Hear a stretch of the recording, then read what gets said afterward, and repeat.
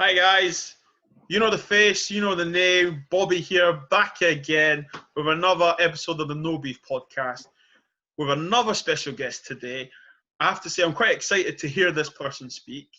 You know how we do it. We don't introduce the guest introduces themselves. So, can you please tell everyone who you are? So my name is Mridul Wadwha. I live in Edinburgh and I am the manager of the Forth Valley Rape Crisis Centre, which is based in Stirling and operates across Forth Valley. I have worked in the violence against women sector since 2005. I used to work for Shakti Women's Aid, which is based in Edinburgh, and Shakti is a domestic abuse charity that works specifically with Black minority ethnic women. And during my work there, my main job was to essentially raise awareness of the difficulties and discrimination that Black minority ethnic women who are fleeing domestic abuse or seeking support as a victim of domestic abuse, what they don't receive or how they are treated, so that the state and other services, including local authorities and other voluntary services, would respond better. I then went to work for Rape Crisis Scotland, where I worked on the national helpline for survivors of sexual violence for Scotland. And I was the training and volunteer coordinator, so I used to work with all the volunteers. It was the most loveliest job I've ever had, where I was able to recruit and work with volunteers and really see them grow in their feminism, learn to be and become such wonderful support workers. Many of them have gone to have very successful careers in Brilliant. the violence against women sector. In fact, one of my very first volunteers briefly did the maternity cover as the manager of the helpline. Wow. I remember very clearly my very first conversation with her. And then she became the manager it was a maternity cover, she's not the manager at the moment, but just in a very short period of time, that was a job I really enjoyed. There was so much transformation. And now I work as the manager of a Rape Crisis Centre, and that is at a macro level, changing or creating resources and developing services for survivors of sexual violence, no matter who they are, over the age of 13 in Forth Valley, making sure that they get the right support that they need, that they can heal from trauma. And I'm also a trans woman. I grew up in India, and I have put myself forward to be selected as the MSP candidate for the Sorry, SNP for could you say Stirling. that again? Sorry. Yes, sorry. What I don't know what you'll heard last, but I'm going to say it again. So I am from India and I'm a trans woman. I moved here after transitioning, and I have also recently put myself forward to be selected as the SNP candidate for Stirling. That's the part I wanted you Hopefully, to repeat. hopefully I will get selected. But for those of you who are listening and who have an interest in my work, as well as my ambitions as a politician, do follow me on Twitter and Facebook. It would be great. So let's start at the beginning. Okay. Yes. Tell me your story. Why? Well, I know why the fight for equality, and fight for feminism, and the fight for against fight to help domestic abused women. So tell me why. What made you think Why? I want to do this? Well, I don't think that I planned it in any way or form. So when I started working at Shakti Women's Aid, I had just graduated from a master's course at Edinburgh University. Before I moved to Scotland, I used to work in the private sector. And there was this visa that was available to me as a graduate student, the Fresh Talent Visa, it was called at the time. It was the first year that it had been introduced. I was one of the first few people in Scotland to get that visa. I remember there was not Facebook, and an article that the Scottish government had done, a profile of me as a new migrant to Scotland. And this job came up. It was to do training for a domestic abuse charity. And I applied, I got the job, and my world changed forever. It's obviously I got the job because I knew about domestic abuse. I knew these issues existed. I grew up around it. I grew up with it in my home. But it became political once I started working there, where I saw the real discrimination, as a woman who experiences domestic abuse and a child who experiences domestic abuse, you experience the lack of services, the lack of belief. And this was in 2005. So, in 15 years, a lot has changed in Scotland about how we deal with domestic abuse. But what has not changed is how we respond to Black minority ethnic women who experience domestic abuse. I can say very confidently that 15 years on, those slides that I used to talk about the barriers that Black women face, women of color face when they're fleeing domestic abuse, I could still use those slides. Oh, wow. And I can talk about individual stories of success, but I can't really talk about massive structural change. That hasn't happened. Laws have changed. They have become available for the use of all citizens or residents of Scotland, but the services are still restricted by issues of devolution, by indifference, by the lack of recognition, by hiding behind this curtain of cultural sensitivity. All of those issues still remain. And my colleagues who still work at Shakti and new ones who've come after me continue to have the same arguments that I was having in 5, and those before me who set up Shakti in 1986, I think it was set up. Those issues still remain. And while I have moved on to work in largely white organizations, which are created by white women, I still find that I'm still struggling with those barriers, those issues. So first, if it is reforming within our organization, making our structures more inclusive, but also in the area that I work, working with the local authorities there to ensure that not just white women or cis women get to access services like ours, but also people with marginalized identities. And why do you think, Mridul, you still struggle you're struggling for that fight? And why do you think that you are able to still use the same slides from 15 years ago? And I hear what you're saying regarding for the women, for all races and stuff. Why do you think you're struggling with the Black and minority women? Well, there are 2 or 3 issues. The first one for me, I am an SNP person, and the reason I came to believe in independence is because my experience of the Scottish Parliament, and I have even been to Westminster for various things, if work related, but just access to parliamentarians is so much more easier. And also almost everything that impacts Black minority ethnic women's access to services, particularly migrant women, is because those issues are not devolved to Scotland. And in some ways, I believe that the right-wing narrative of not welcoming the migrant, of not seeing the migrant as one of us, it exists in Scotland, but I think it does not exist, I would say, largely in a cross-party way. It does not exist within the structures of government, but they are frustrated by the lack of control over our how we treat the residents and citizens of Scotland.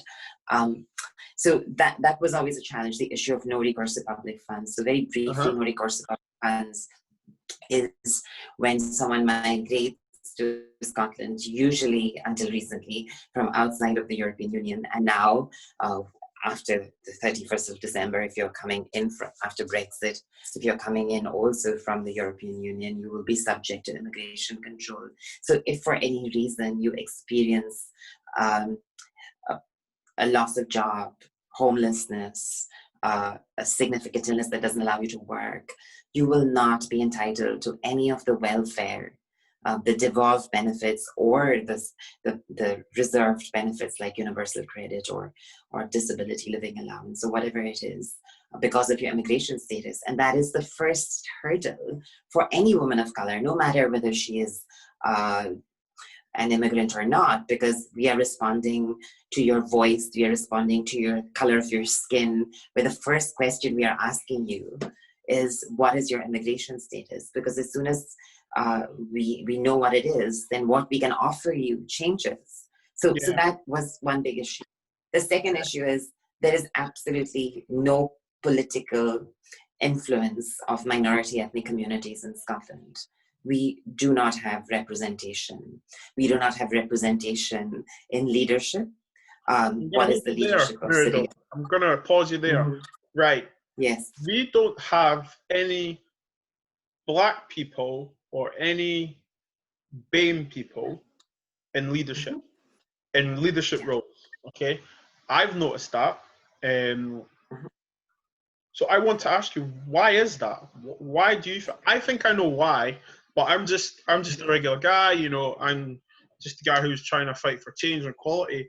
And why is that? There's no zero BAME representation, and why is there no? Well, I wouldn't. Pardon?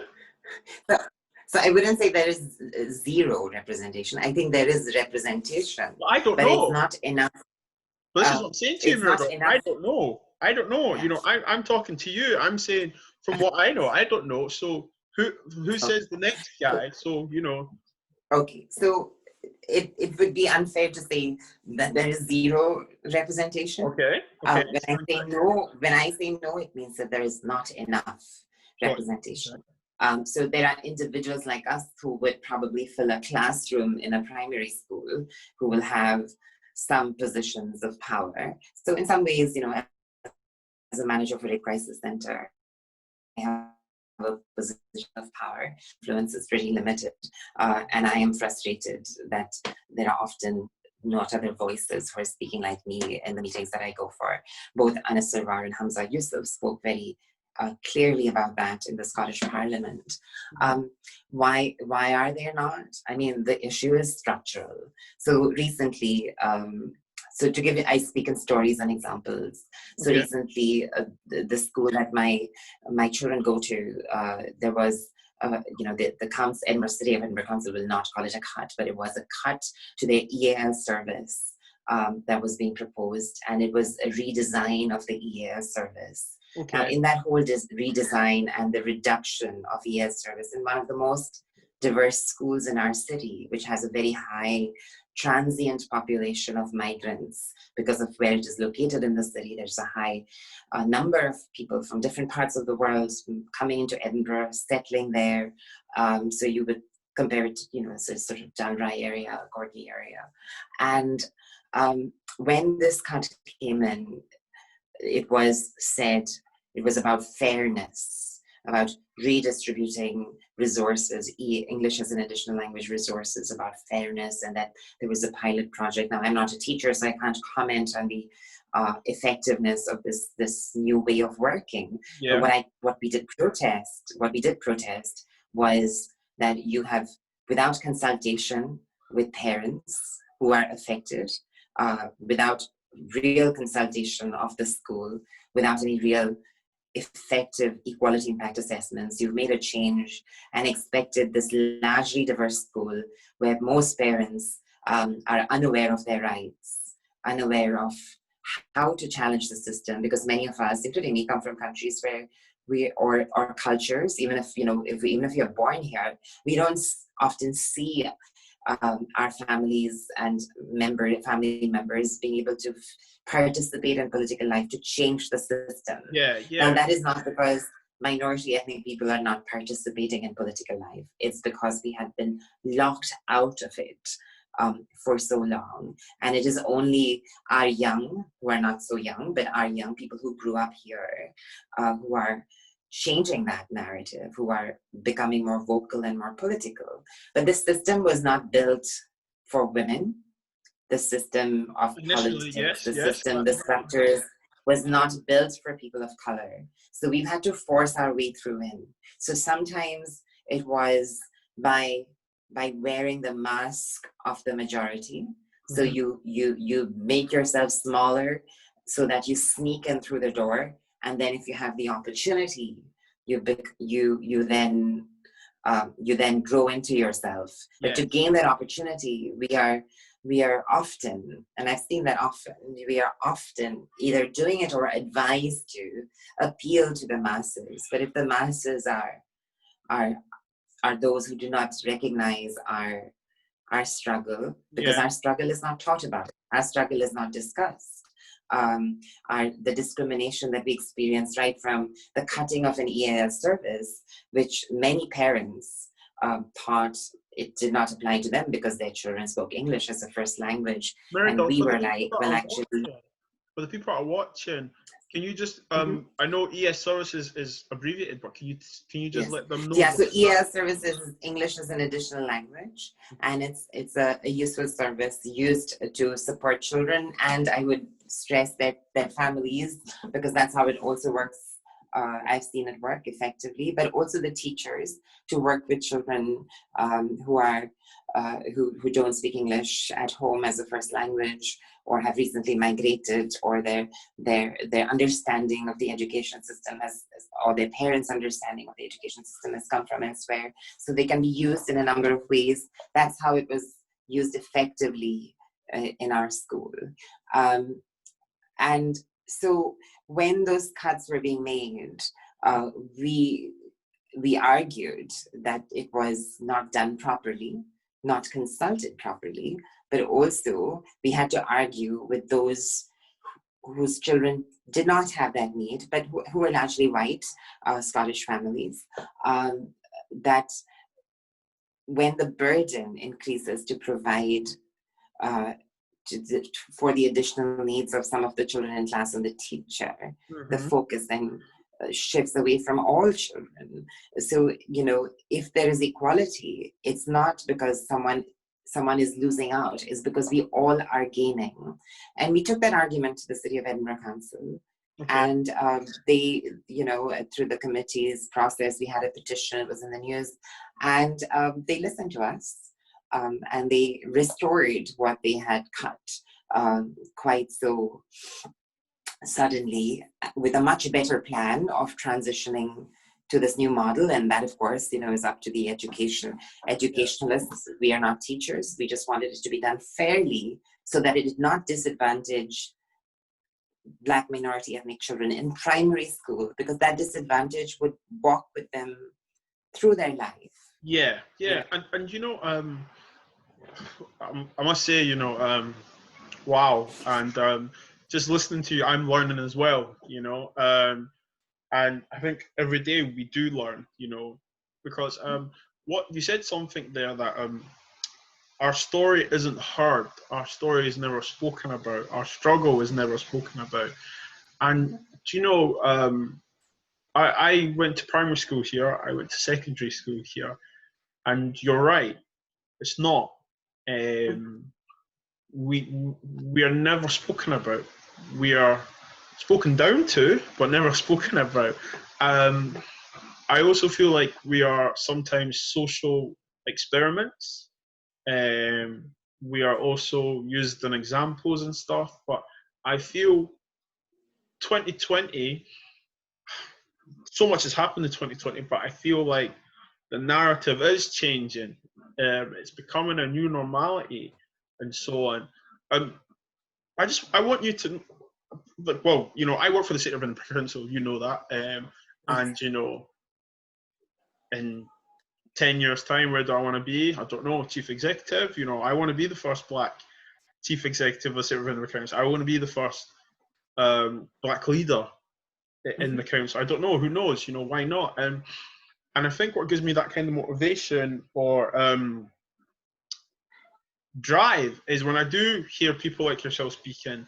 I do hear people like Usman Ali, you know, Humza, Yusuf, and so on, and I think to myself, yeah, why can't we do that? You know, and I feel prior and before, like you said, there's no structure, is there? There's no way of maneuvering or working our way up or anything like that because we just weren't there. We weren't represented. And now the world is evolved. Well, I'd like to say the world is evolving. Some places it's more than others. But I feel like Scotland, it is making a real change. I think change is tough. Some people don't like it. Some people do. Yeah. Some people are open to it. And I think the biggest fight of our stories that are not told is the struggle of where we've had to come from and go what we go through to get, for example, where you are now, you know, or where other people are. And why do you think? I'm going to ask you, okay? You're female, okay? You are an ethnic, okay? So, do you think that is a double jeopardy already before you've even opened your mouth, before you've even entered the building, or even not when you even, before, as you enter the building or a meeting or a room, wherever, being female, being an ethnic, that as itself is a struggle. It's a double whammy because we're both categories don't get regarded, which is, I'm laughing because it's insane that I'm saying this, but it's true though, isn't it? It's like, you know, I always say you can't argue opinions with facts because it's a fact, isn't it? So can you share some light on like your struggle and mentally like what it's like, because you know we don't hear of these kinds of stories being told. Okay, so well, I mean, this has been my struggle from childhood. Before I was clocked as being a minority ethnic or a person, or before I was able to be living my life as a woman and expressing myself, and you know, all of this as a woman, I was a trans child. So I learned very quickly that no one was opening doors for me. If I waited for doors to be open, they were not going to be opened. So what that meant as a trans person in India, a trans woman in India, a trans child in India, I did belong to a minority ethnic community, but one with privilege because of the lightness of my skin. That's another conversation. Yeah, so since colorism is an yes. issue.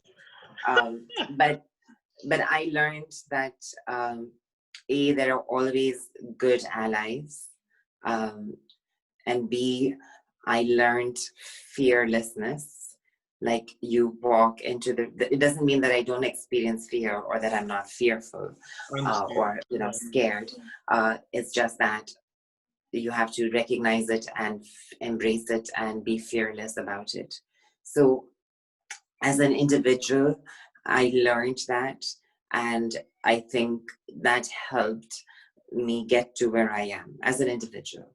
But I totally recognize as women of color, and then if you're a disabled woman of color, or if you're a disabled lesbian woman of color, or if you're a trans disabled lesbian woman of color, your space is not at the table. They want to talk about you, people, policymakers, services, even including ones that I have been worked in or been part of. You know, we are often talking about reaching out and being inclusive, and what do we do so that more people use our services who have these identities. But very rarely are we talking about seeing people with women of color, trans women, and disabled women and someone with all of those or some of those characteristics, we're very rarely talking about them as, or us as being decision makers, as being the people who will lead the masses, who will make decisions that affect all people, not just minority ethnic Yeah. people. So I'm often called on to talk about how my decisions or my opinions matter to the communities I belong to, but rarely do I have the opportunity to represent my entire community. That is my white Scottish neighbor. Because some people think that we can only talk about our issues and not everyone's issues. But the reality is, when we talk about our issues, of our experiences of inequality, there are compounded issues of inequality. So we know that there is high levels of poverty in parts of Edinburgh. COVID has exaggerated that. So when I'm talking about poverty, and if my stories and my examples are of women from my community, that is minority ethnic women, women with no recourse to public funds, it doesn't mean that I disregard the existence of poverty and the white majority. It means that I'm speaking with nuance, because all of that experience of poverty that white people are experiencing, Indigenous Scottish white people, there's so many terms that we could use,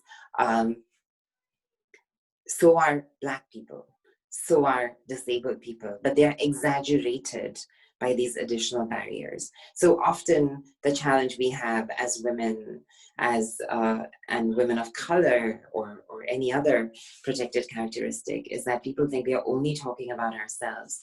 Yes, we are talking about ourselves and the additionality of our lives. But when we speak about additionality, all the issues that affect the rest of the population also apply to us. Yes, and it's you said the word there, inclusive, and obviously the way you just concluded that sentence, just regard us, when you are talking about females, regard us when you're talking about everything, we are all one human race, and I feel like I'm repeating myself when I say that sometimes, because I'm like, we are one human race regardless. And it's so interesting to hear you say that, because where I work, at the Edinburgh Council, we have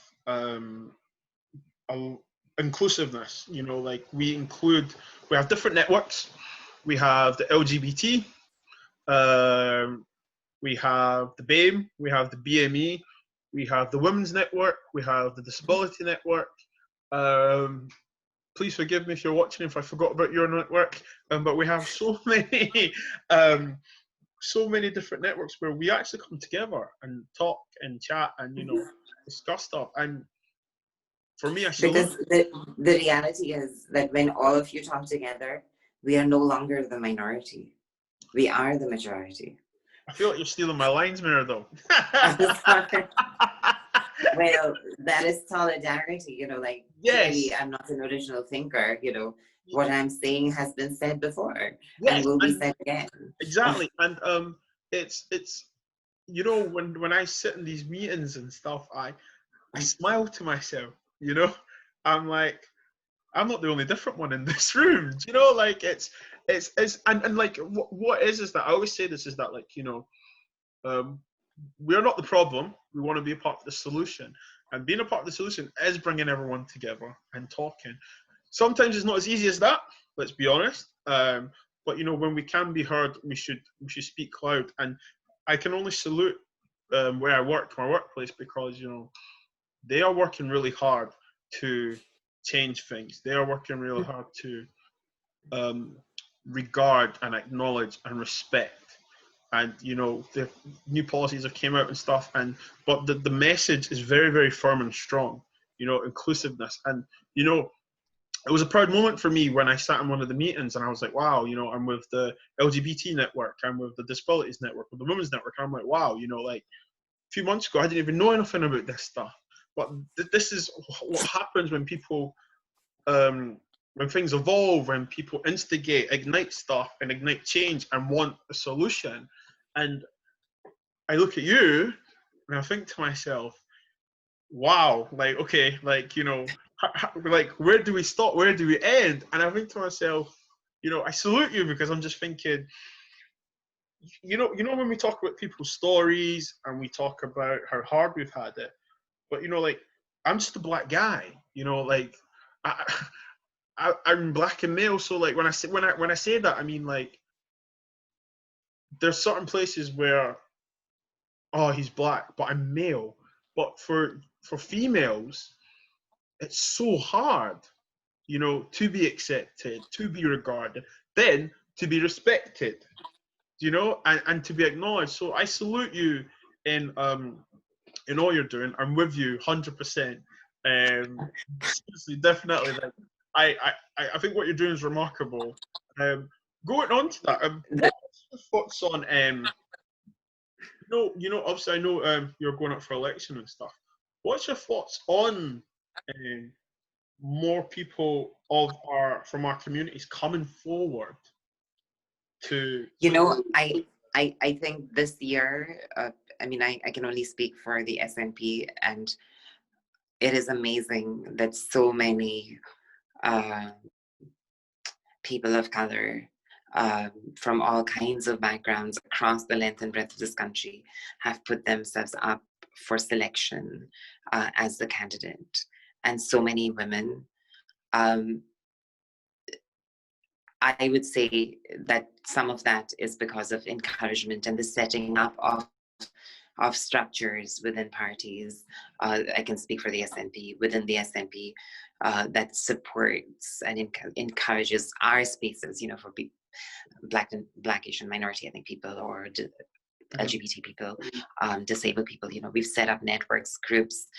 They have a voice within the party, in the party structures. And so when there is structural equality being brought into the organization, and of course there's a lot of work to be done on that across political parties, the benefit of that is that more people like me have come forward and said we want to be selected, something that I've lived here for enough years and seen enough local and other elections. I did stand for a City of Edinburgh Council election as well in 2017. And each of those times there was always this debate, why are there no more BME people being elected? So we can no longer say, the excuse can no longer be that BME people are not coming forward, certainly not within the SNP. Mm-hmm. The issue then is, what will then take us from coming forward to being selected and then elected? And that, is the work of the majority. The majority of of Scottish society have to recognize and display at the polling booth on day of election that we accept you as one of us. So this is where the rhetoric becomes reality. Yeah. And for that to happen, that work is not the labor alone of Black minority ethnic people. We've done the work, okay? So we've overcome our struggles, we've articulated our struggles, we are communicating whatever they are, and we are standing alongside the white majority community, or the cis community, or the heterosexual community, who are largely the majority, or the able-bodied, and we are saying, here we are, we've done all our work, and we are here to represent you. Now you do the work. So the resolution of and the that will allow for more of us to become decision makers, certainly in the political sphere. That work is being done, and it will be done by minority communities for ourselves. But now you have to walk the talk. No, thank you. That was brilliant. I'm learning so much. Anytime you speak, I'm just like in awe. No, it's just I am. When I done this podcast, I didn't know what to expect. I was just, let's talk, and create awareness and stuff. So I'm gonna usher you away from politics. Okay. Okay, so you can relax. um, Racism. Okay, we've touched on discrimination in politics, discrimination, racism. Um, when you did come to this country, Yes.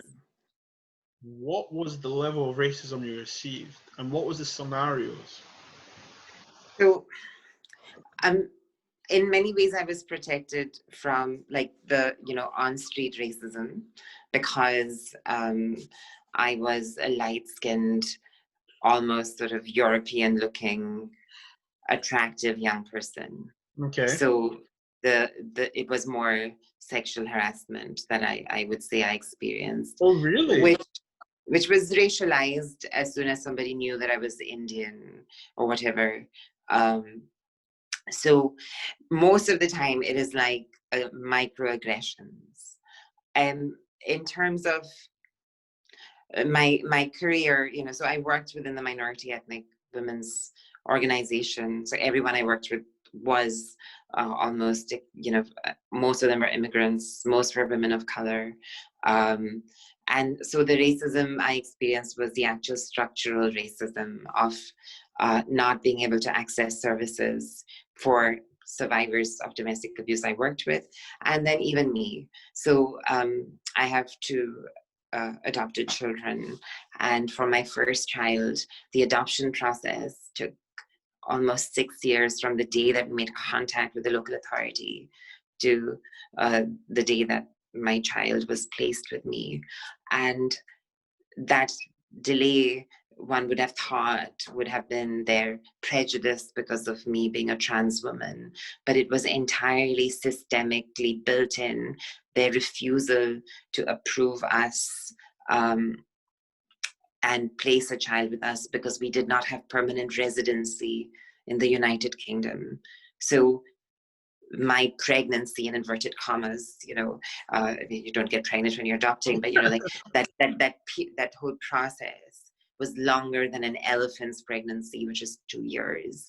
So for me, that was largely, mainly discriminatory, because the only reason that they would not formalize and complete that process was because we didn't have permanent residency, because they were so worried about what would happen if you got deported, without wanting to spend any time or thought as to what are the circumstances in which I would get deported. I worked around immigration for so long.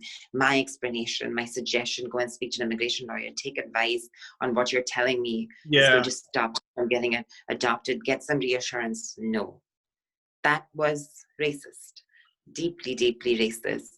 How did you handle that? How did you handle it mentally? I can imagine emotionally, because you want to have a child. I can imagine that, and with anger, with challenge, like we challenged them every step of the way, and once we were able to overcome, I mean, they did not budge, but we had a positive relationship. I mean, my son is lovely, and it was a significant experience of racism. But my children are Black, they are children of color. It's very obvious. And I see, even with my son, when he was only 6 years old, or not even that, in the park, somebody asked him where he was from, and he said Scotland, and he doesn't know any other place apart from Scotland. And this girl was like, no, this white child was like, no, you can't be from Scotland. You have to be from some other place, because I am Scottish. So this was, and my son was, he is my son.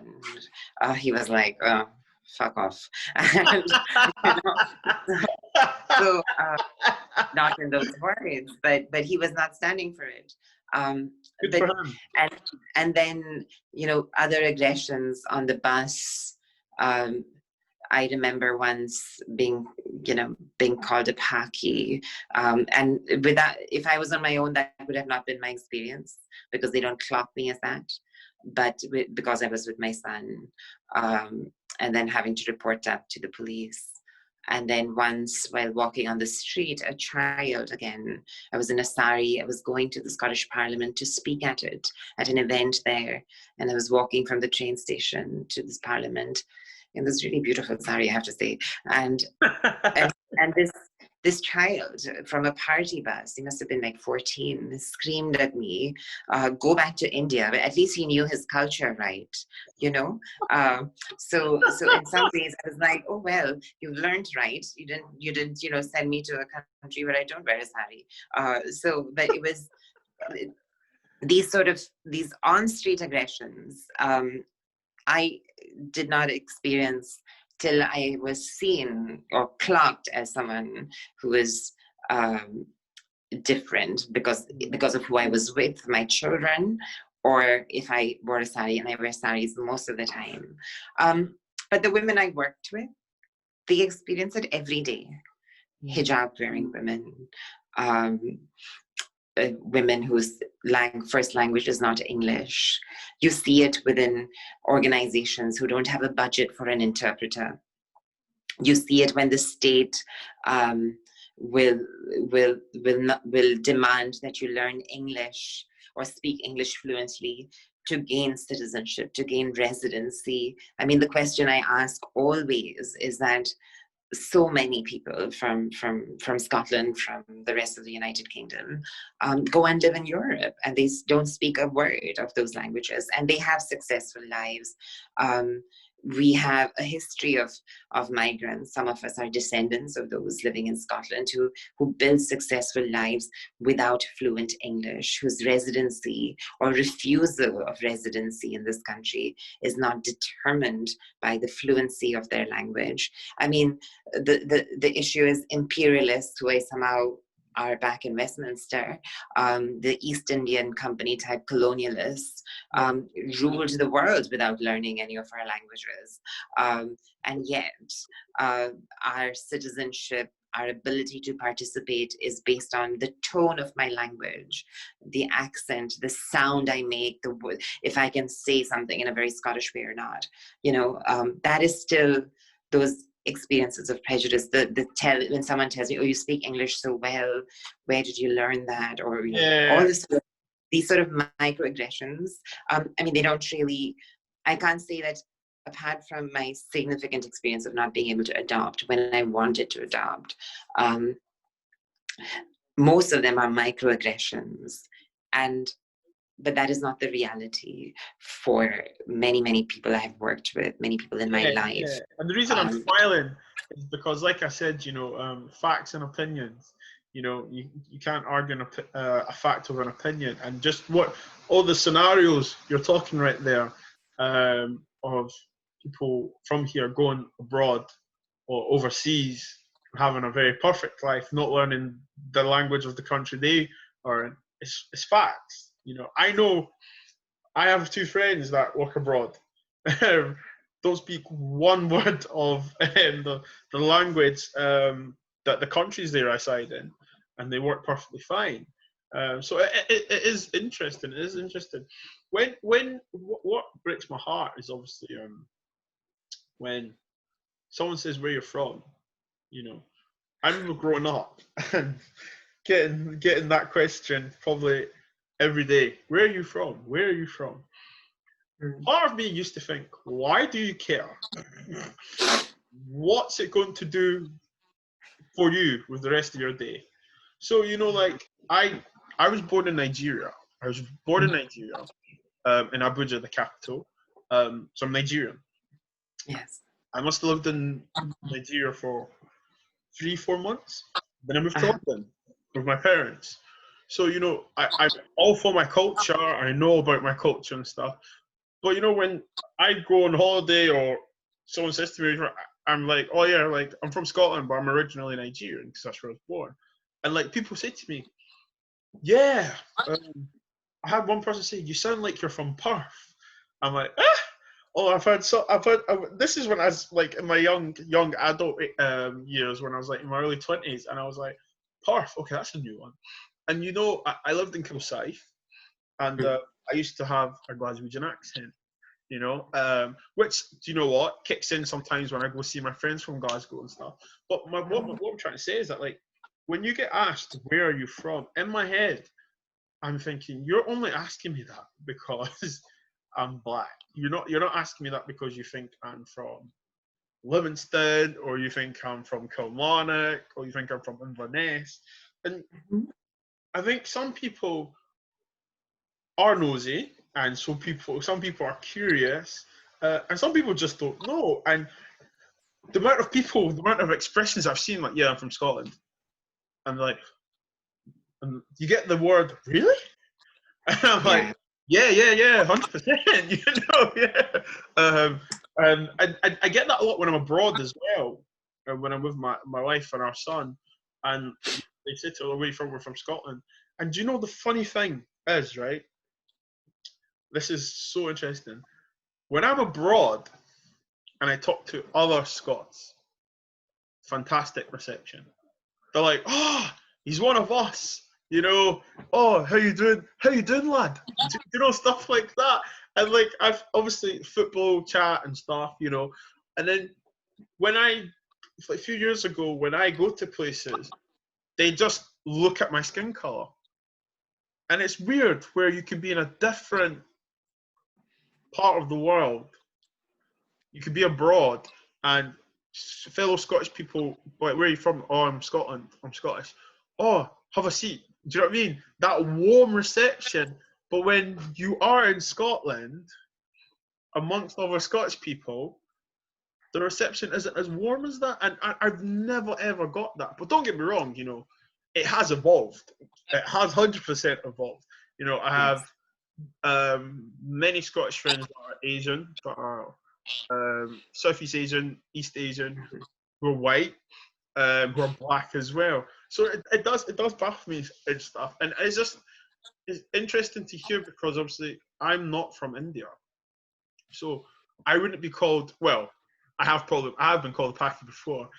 And sometimes when you did say that about the culture and so says go back to India, I do laugh sometimes, Myrtle, because I'm like, well, technically, mate, I mean, I'm not Pakistan, so, you know, I used to I say to mean, people, clearly, when they call us these names, it is not out of interest to send us back to our appropriate nation. It is about showing who is more powerful and of expressing an act of power. It has nothing to do with where we are actually from. It is 100%. about displaying your power, or the lack of it, or the fact that you feel powerless. Then you might use that in a situation because you know that that is the power this society has gifted you. um, so, I'm just thinking, reflecting on all that you're saying. I say that I'm Indian, but actually I'm not even ethnically Indian. I'm Iranian and Sindhi, which actually lies in Pakistan. So even in India, I'm not considered Indian. So the only country which I've been to where people have actually thought I belonged there was Spain, and I know nothing about Spain. Well, I do know about Spain, but I don't know anything. I can't speak Spanish or nothing. But when I went to Iran, it was like, "Oh, you're not from here." Um, uh, in India, even when I wear a sari, and I wear saris quite a lot, as I said earlier, people will, or I speak the local language. I speak 5 languages. They will say, "Oh, look at this foreigner. She's speaking this language, and she's wearing a sari," and I'm like, "Oof." But but that is a gift in itself. Yeah, Everywhere can be home. 100%. And 100%. I really appreciate when people ask me where I'm from, if the motivation is to bring us closer, because then I ask them, "Where are you from?" Because I also want to know the subtleties of Myrtle, Scottish culture. that's a great point, and that's a great point, because you do know that. Do you know? I'm going to flip it, because if someone asks me what team do I support football wise, I'll say Mhm. Manchester United. And then I would be like, what team do you support? So you are right, because if someone does ask you where you are from, you should show the integrity to listen to, or where are you from? And then that's how, and I think that's why when you are abroad, when that conversation does happen, you Yes. do engage more warmthly. And don't get me wrong, there are loads of people I've met in Scotland or in the UK that have asked me where you're from. I say Scotland, and they've been like, really? And they're like, oh, I'm from Manchester, or I'm from West Lothian, and so on. And I'm like, oh, really? You know? But we both look like one should be coming from the opposite ends of Scotland. Myrtle, I'm just gonna conclude this, but I'm gonna change up a little bit. Is there anything you'd like to ask me? Yes, I feel, setting up a staff network, because I know that there were sort of different, maybe social work, BME, social work or carers network Yes. within council before. How much of yourself are you having to make vulnerable? Or how much, when you are doing this work, in the sense, how much of yourself are you risking? What is that like? Well, it's pretty, I think 100%, because wow, that's a good question, Myrtle. I think when you ask it like that, I think quite a lot. I say 100% because I'm openly talking about where I work. I'm openly talking about my wife, our son. It is tough, but because I feel I'm happy and open about it, because I'm very passionate and I believe what I'm doing. Setting up a network and engaging with people from all different races, communities, religions, it's beautiful, And I'd like to say I'm quite fortunate to do it because, as we spoke off air, being the first something in 2020, you can either see it as being sad or see it as a triumph. And I'm very skeptic and optimist, and I see it as, yeah, it's quite sad that I am the first leader of the BAME network, but at the same time, I'm like, yeah, I am the first guy to do this, and I'm like, yeah, I am the first guy to do this, and I'm quite proud. My committee, I have so many people from different walks of life, and white, Asian, mixed race, European, and stuff. And to me, I'm just like, these guys are going to help me change, the institution. These guys are going to help me change. And I think to myself, of course I'm going to give my all, because people before me and people after me, especially people after me, when someone of ethnic minority applies to the council, whether it be female, trans, gay, lesbian, male, okay, at any other age, they're going to be told that there is a BAME network that's there to support them, and I'm really proud of that, And, I said a crazy statement a few months ago, and I said it to my team now. I said, do you know Martin Luther King, Rosa Parks, everyone, right? They weren't trying to be famous. They weren't trying to be popular or be quite. They were doing something what they believed in. They were doing something what they thought was right, equality. And I'd like to think 20, 30 years down the line, when someone of minority, of any gender, applies to the council, they're successful, and one of the first initial conversations they have is that, well, just to let you know that, there's a support network here for you. You are accepted. Okay? We have a network where you can feel comfortable, where you can go to someone, speak about troubles that you may find yourself having, and then someone will say, yeah, Bobby Nwanze set this up years and years ago. And to me, I'm so fortunate, I'm in a position where I can meet you, I can talk to you, and bug you about education, politics, and changes and stuff. And so I know it's a long answer, but what I'm trying to say is that it's my all, because my son is mixed race. He's Yes. my wife is mixed race. My wife is half Scottish, half Algerian. You know, she had all the racism when she was growing up. You know, people would say to her, why is your skin so, oh, you have a good tan. She's like, no, this is my skin color. You know? And then my son is mixed race, and we've had comments, you know, from some of my wife's friends, like, oh, he's so good. Oh, I wish I had one. And like, it's like, no, this is not a fresh thing, you know, like, this is our son. And I don't want him, to go through what I went through, you know. I don't want him to be subject to bullying, emotional racism, emotional bullying. And I say this to my wife, you know, being in the playground at secondary school and primary school is one of the loneliest places if you don't have someone, if you don't have a group, or if you're not accepted. Because for those 15 minutes, you're walking around on your own. And it's a long 15 minutes. At lunchtime, that 45 minutes to an hour, it's hard. And, you know, I thank God because I played sports. So I was always amongst a group of people that I played sports with. So outside sports, I would socialise with them. So I was very fortunate. Also, I was the only black kid in the school team. So it worked both ways, you know? Oh, he's good at football. Let's talk to him. I don't want him to, he needs to join a sports team to be accepted. I want him to be able to go to school and be himself. And that's why I do give this my all. This is why I do the podcast and put myself out there, because there's so many ways that you can fight for equality and stuff. And I feel like I'm doing it my way. If that makes any sense. Yeah.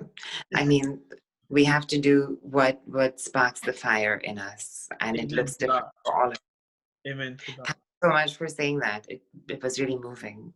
Oh, thank you. And thank you for your time.